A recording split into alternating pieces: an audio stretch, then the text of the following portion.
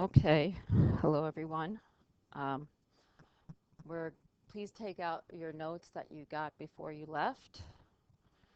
Okay, we did the beginning, we went over the homework, so I don't have to do that. Okay, so I think we're right here, if you could find that. Okay, so we're going to be talking about infinite series, and we use this sigma notation. This right here, that's the Greek letter sigma. And here the index is n. Sometimes they use a k, telling you where to start and how far to go. So we'll be talking about infinite series, so it's going to be going from 1 to infinity. So we usually write, and remember, when you see the sigma, it's a series. You're not just listing the terms like in a sequence, you're adding them. So for the notation, we use sigma notation. And again, the lower index indicates where it starts, and the upper indicates where it ends. The last value you plug in for n. You can factor out constants from sigma notation just like you can from integrals. And we'll be talking about infinite series. Okay, so just to get some notation, some terminology down. So if you look up top here, you've got this infinite series that we can just write as a sub n. But the a sub 1, a sub 2, a sub 3, those are called the terms of the series. Okay.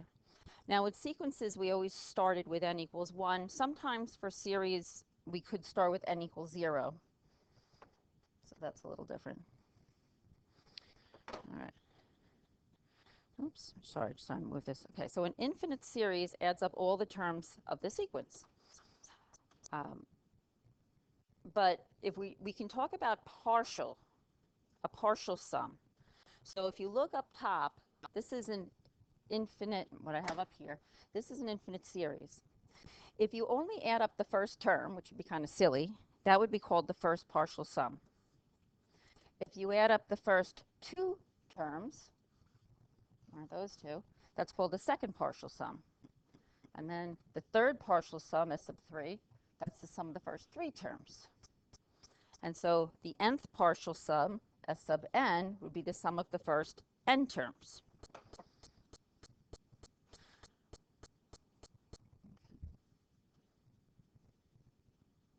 So let's just make sure we can do that. So for number 1, maybe you want to pause this for a second. I'm just going to go ahead and do it. If you wanted to get the fourth partial sum, you're going to have to figure out what the first term is. So you start by plugging in the 1, so that'd be 1 over 2, plus the second term, 1 over 2 squared, the third term, 2 cubed, plus 1 over 2 to the fourth. And that would be the fourth partial sum. I'm not going to actually do it right now. Yeah, because that's... All right, so whatever that adds up to. All right, the fourth partial sum for our second series.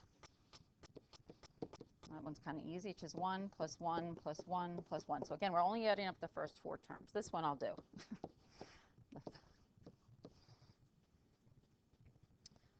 And then for the third one, now this one, we want to add up the first 4 terms. Notice this one starts at 3. So the first term we're going to get by plugging in 3. So it would be negative 1 cubed, which should be negative 1, times 1/3.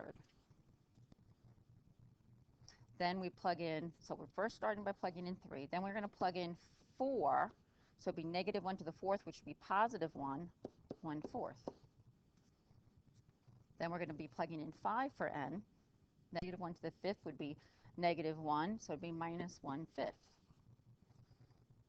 And then we plug in 6, and that would give us positive 1/6.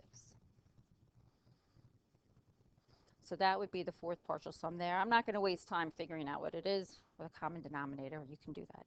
Now, on your calculator, actually, it's easier for you guys now. You just have to use math 0.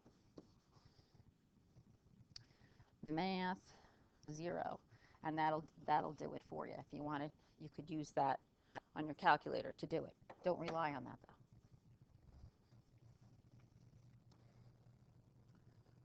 Okay, so the reason I have to bring up these partial sums is because if you want to know if an infinite series converges to a finite value or not, you're going to have to look at the sequence of partial sums. In other words, if you keep adding up more and more terms, are the sequence of these partial sums converging? Because if it is, as n approaches infinity, then the series, the infinite series, converges to that sum. So if you want to find out, this is, believe me, this is not how you're going to be doing it, but this is just the basics of it. Basically, you want to look at the limit of the nth partial sum as n approaches infinity. And if that limit exists, let's say it exists, and I'm going to call it S for sum, then the series converges to that sum. So, and if the sequence of partial sums diverges, then the actual series diverges.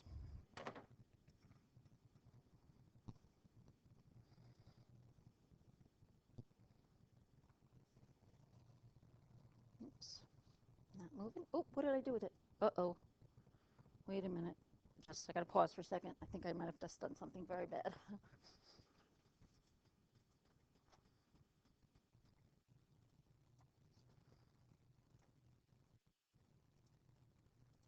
Oh no. It's got to be here.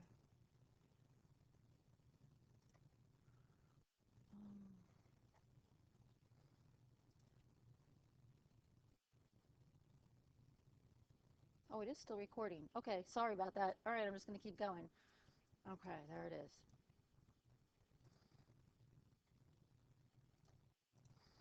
Okay, so this is what I tried to do before. I don't want to mess this up again. Oh, I see. I can just minimize it. Okay, that's what I did. All right, so you have an infinite series, a sub n. If you have the nth partial sum, you're adding up the first n terms. So if the nth partial sum as n approaches infinity converges, then the series converges. And that limit is the sum of the series. If the sequence of partial sums diverges, then so does the infinite series. Okay. So if the blank of partial sums, the sequence of partial sums, S sub n, converges to S, then the blank converges, then the series converges. The limit S is called the sum of the series. If the sequence of partial sums diverges, then the series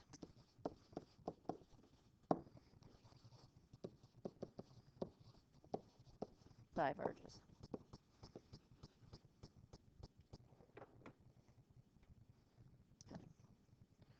All right, so let's try some of these. Now, so for the first one, I'm looking at the series 1 over 2 to the n. So I've written out the first 4 terms. And this one is really good to think about just visually. So if you think, I'm starting out with the square 1 by 1. So the first number that I'm adding is a half. That's all this area. Then the next, I'm going to add to that 1/4. And then I'm going to add to that 1/8. Notice every time I'm adding a half of what's left. Then we add 1/16. And then the next term, think about what that would be. Right? 1 over 2 to the 5th would be 1 over 32. It's always going to be half of what you had before. And we could go on and on forever, right? What do you think? I mean, this you're just going to get from, if you kept adding more and more terms, right? So if you were to take, I don't know, I don't have an expression for the S sub n, so I'm just going to write S sub n, but what do you think you would get if you just kept adding up more and more of the terms, n terms as n approaches infinity? Do you see that it would eventually, what that would approach? Hopefully you're all saying 1. Yeah. So since the limit of partial sums converges to 1, okay, you add up more and more terms, then we say that the infinite series has a sum of 1. So if you add all this up forever and ever and ever and ever, you get 1. Okay, so the series converges. So it is interesting, the thought you can add up an infinite number of terms and get a finite value. Okay. Now in the second, well, in example C here, our series a sub n is 1. So the first partial sum would be 1, the second partial sum would be 2, the third partial sum would be 3. What do you think? Well, this one we actually know what the nth partial sum is. Look at the pattern. The nth partial sum is just going to be n. And to see if the series converges or not, take the limit of the nth partial sum, which in this case we know it's n, as n approaches infinity. So you just keep adding up more and more and more of these terms. Think about what the limit of n is as n approaches infinity. That would be infinity. So here's an example of an infinite series that diverges. So this is just going to get, this sum is going to go beyond any number you can think of. You just keep adding more and more terms. So this diverges.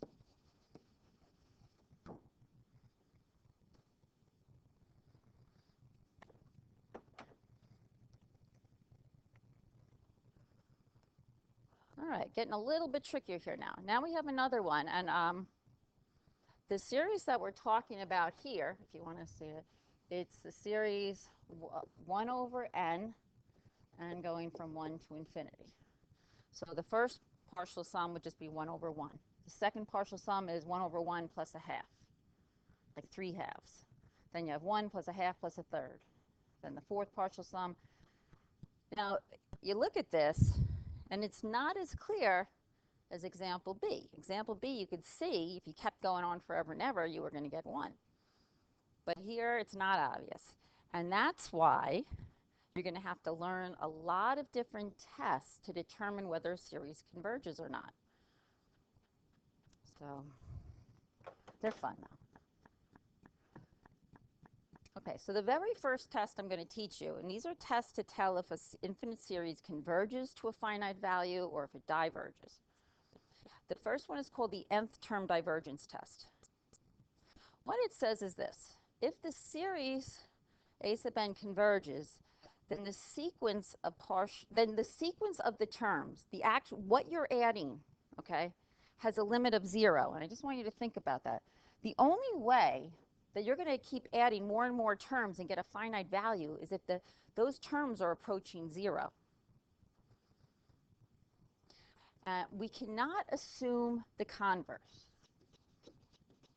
In other words, if the sequence, the terms that you're adding up, a sub n, if those terms that you're adding up, they are approaching 0, we do not know about the convergence of the series. So in other words, it's a necessary condition, but it's not sufficient. In order for an infinite series to have a chance of converging, the terms that you're adding up must be getting closer and closer to 0. So just because the terms themselves are approaching zeros, we do not know about.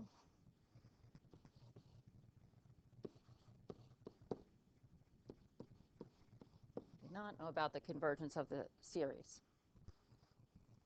So this leads us to our first test for our first series convergence test, but this is really only a divergence test. In fact, it's called the nth term divergence test. It says if the sequence a sub n does not have a limit of 0, in other words, what you're adding up, those numbers are not getting closer and closer to 0, then for sure the series diverges. The nth term divergence test can only prove divergence.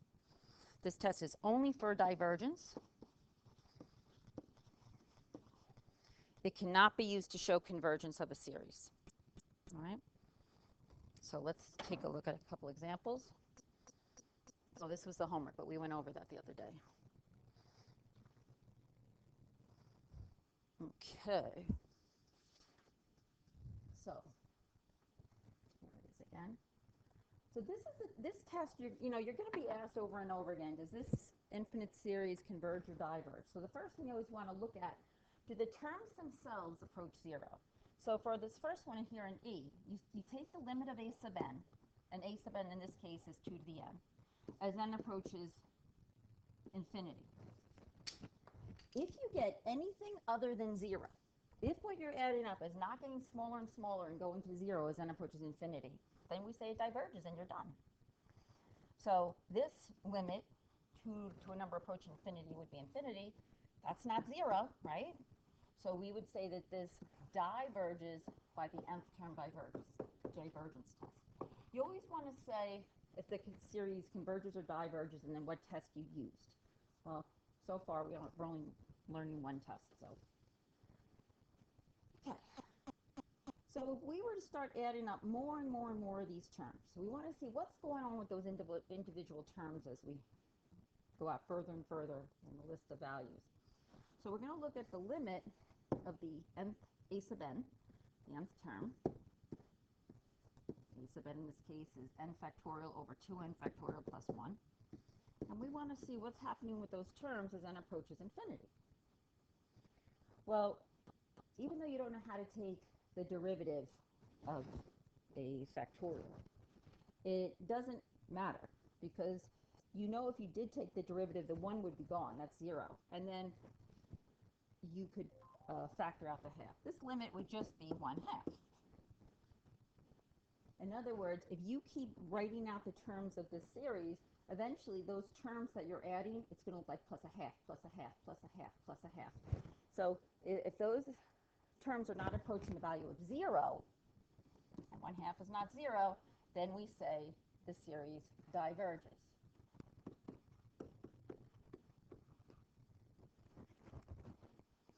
So the first thing you look for is the limit of a sub n as n approaches infinity. If it's not 0, it diverges and you're done. If it is 0, you got other work to do. Okay, take a look at G for a second. Think about what is the limit of a sub n as n approaches infinity. So we are saying, what's going to happen to those terms as n approaches infinity? What are they going to start looking like?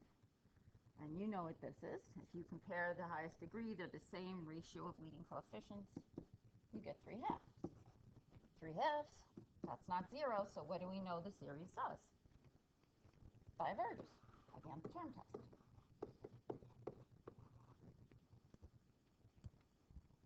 So that's why you want to do this first, because it's very quick and it can save you a lot of work. Okay, H. Does this series converge or diverge? Well, I think we need to look at what this few terms look like. This is not as obvious. Okay, so let's think about when sine is 0. So what would the first term be? When n is 0, when n is 0, we're starting out with n value at 0. I'm just going to write out the n values down here so we can kind of, then we'll make it 1, 2, 3, 4. Let's see what these terms are looking like. So when n is 0, sine of 0 is 0, so the first term would be 0. Then we want sine of 1 times pi over 2. Sine of pi over 2, that's 1. Then the sine of 2 pi over 2, that's just the sine of pi, which is 0. Then it would be the sine of 3 pi over 2. That's -1. Then the sine of 4 pi over 2, that's the sine of 2 pi. That's 0. And you see this pattern would just continue. Are these terms approaching 0? As n goes out to infinity. Are they getting infinitely close to 0? Well, in this case, no. They're going to keep oscillating back and forth between 0, -1, and +1. Right? And so since the limit of sine of n times pi over 2 as n approaches infinity, right, it doesn't exist in this case. And it doesn't exist means it's not equal to 0. It keeps oscillating back and forth.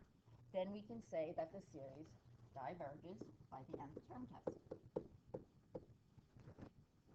So it's not just getting a number other than 0. Sometimes the limit just doesn't exist. So you could get some other number that's not 0. You could get infinity. Okay, again, you could say it diverges, or you could get it oscillates. And again, the limit wouldn't be 0, so it would diverge. All right, so now moving on to I. So if we looked at what's going on with the nth term, so the limit of a sub n, which in this case is 6n over 4n squared plus 1, as n approaches infinity. Compare the degrees. It's probably the easiest way to do it. You know what this limit is? That's 0. And the degree up top is less, and you're taking the limit as n approaches infinity. You could have used L'Hopital's also. But now here's the thing. Okay, so basically this is a contender. It might converge, but you don't know enough. Just because the terms are approaching 0, you can't be sure. So this case, we don't know. That's why you have to learn a lot more tests. So if we got a number that wasn't 0, we could say it diverged. Right? If we got infinity, we could say it diverged. If it oscillated, we could say it diverged. But if you get it that the limit, you try your nth term divergence test first, and you get the limit is 0, no conclusion. We cannot prove convergence. All right, so we'll just have to leave that hanging there for now. Let's try the last example, J. This is actually a famous infinite series called the harmonic series, 1 over n. So it's 1 plus a half plus a third plus a fourth plus a fifth. If we go ahead and we try our nth term divergence test, in other words, we take the limit of a sub n, which is 1 over n, as n approaches infinity, what do we get? That's 0. So once again, inconclusive. We don't know. Yeah, the terms are going to 0, but that's not enough to know for sure if we keep adding up more and more in these terms if we're going to get a finite value. So that's why we need more tests. Stay in your seat. All right, so right now let's think about things that we know. If you have, and these are infinite series, you got a little cut off. If you have an infinite series a sub n, suppose the sum of it is a, it converges to a, and then you have another one, it converges to b. Two infinite series that converge. And c is some real number. You're allowed to do a few things that you're used to doing. You can pull out a constant. You can pull the constant out. You can find the sum of each of these separately and add the sums. You can find the sum of these separately and subtract them. One thing you do know, if an infinite series converges, then definitely the terms are approaching zero. Then the sequence of terms a sub n is converging to 0. And the other thing that you can be sure of is if the sequence of terms does not converge to 0, the terms are not approaching 0, then the series definitely diverges. Okay.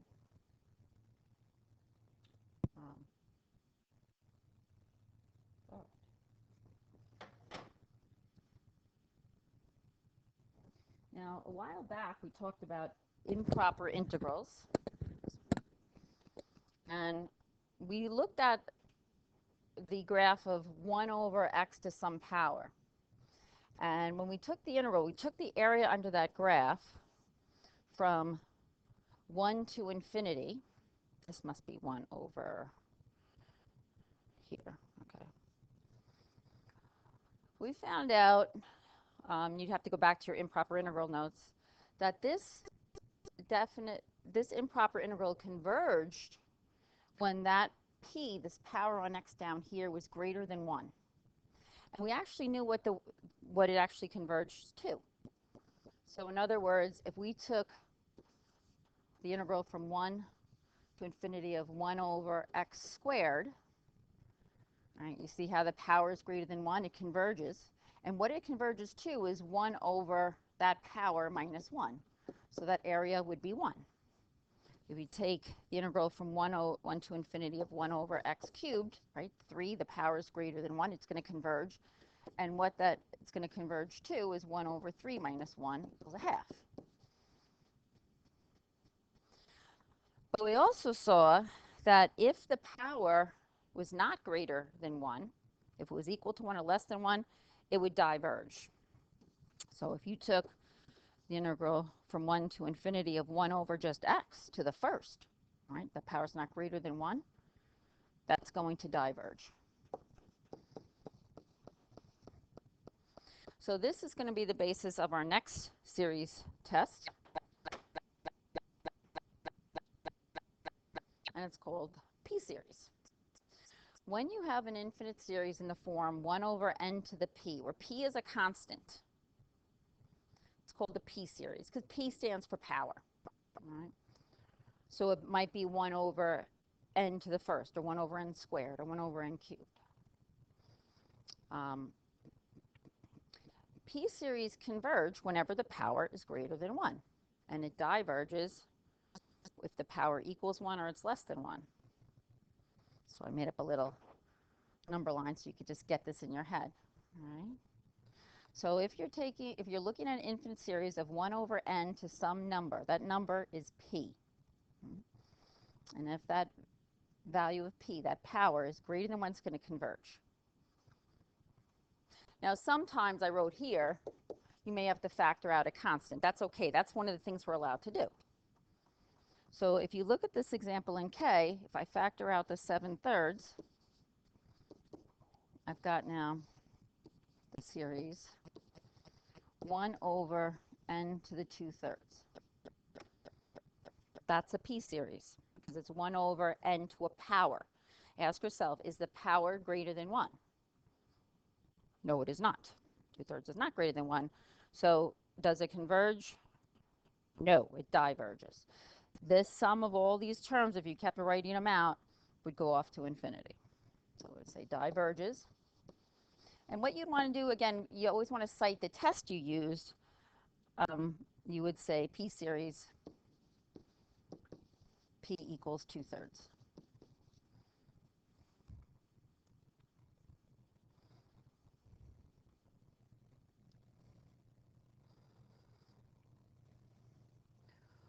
Okay, so for L, we have the series 6/5 n to the -3. I'm just going to write this as, I'll just pull the 6/5 out. You don't have to, but just to make it obvious this is a P-series. That's 1 over n cubed, right? N to the -3. This is a P-series. Look at the power. What's the value of P? Hopefully, P has to be the power in n in the denominator. That's very important. So P equals 3. That's greater than 1, right? So we can say that this converges. Now, we don't know what it converges to. If we added up an infinite number of terms of this series, we don't know what it converges to. We just know it converges to some finite value. It's not going to go off to infinity. Okay, so let's summarize this one. Always try which test first. So you should be writing for that the nth term. You can write the nth term divergence test, or if you write nth term test, they'll know. I'll write divergence test, but it's fine. Oops. If the limit of the terms a sub n, okay, so if the nth term as n approaches infinity is not 0, what do we know about the series? They diverge. The series diverges. If the limit of a sub n as n approaches infinity does equal 0, then the infinite series may or may not, may diverge or may converge. So may converge or diverge. We don't know.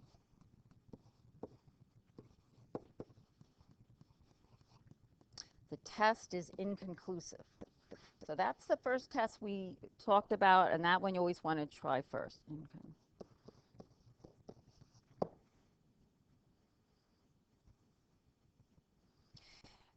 The nth term divergence test can only prove that a series diverges. It cannot prove that a series converges. So I hope no one's ever going to write that it converges by the nth term test. So that would be bad. Okay, so a p-series is in the form. So I don't care what you put for the lower index. I'll just put 1. But it has to be 1 over n to the p. A p-series converges when p is greater than 1, and a p-series diverges when that power is less than or equal to 1.